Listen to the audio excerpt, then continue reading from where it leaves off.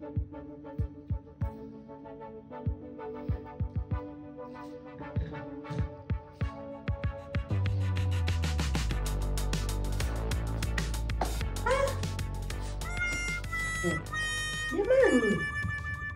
Mizinga. Oh shit. Sawa, najua unapenda karanga. Lakini si kwa namna hii. Shida kwa nini? Umechafua. Shida iko hapo, uone kama unaharibu mazingira hapa. Mbele tu tunatoka. Nikapo kwa zuia. Jipe mwenyewe kama. Yaani najua kabisa kama unapenda karanga. Lakini inabidi utafute karanga ya aina yako. Ambao wewe tukuletea makasiriko kama haya. Hivyo wewe kila siku na kazi ya kuinua karanga, una kazi poa. Bwana wewe. I wonder.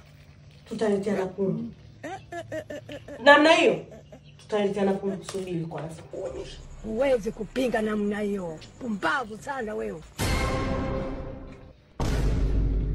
Hai. Ngoja leo nishana wangu. Umeiona hii? Hii inaitwa tafuna na mashavu. Karanga hizi hautopata shida ya kukwangua mikono yako, hautopata shida ya kupumua puliza. Wala nini? Karanga hizi zina mayai, zina sukari sio kifo, zina utamu usioisha. Yaani kadri unavyoendelea kutafuna ndo kadri utamu unavyozidi. Hizi karanga unaweza ukabeba mume wangu ukaenda nazo sokoni, unaweza ukabeba mume wangu ukaenda nazo kwa wakwe kama zawadi, kwa sababu kipo kwenye package nzuri imewekwa. So umeona kama hivi ilivyo. Pia imekaa classic kabisa na ni nzuri kwa afya yako. Shida nini mume wangu? Hebu fananisha. Zamani tulikuwa tunapekecha mikono yote imeja. Karanga zenye vumbi lakini utamuweke hapimika. Tuna na mashavu pambe. Imepangwa ndani ya package.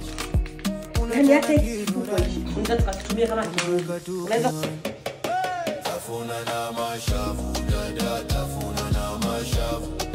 Karanga laini tamu, hadi mashavu yanatabasamu. Tafuna na mashavu, dada tafuna na mashavu. Watoto kwa wakubwa, wote wanapendaga.